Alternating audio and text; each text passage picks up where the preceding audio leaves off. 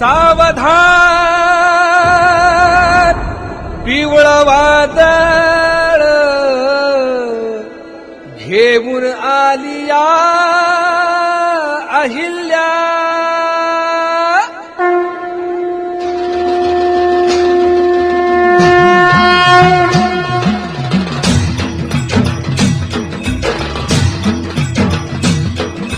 सावधान पिवळ वादळ घेऊन आलिया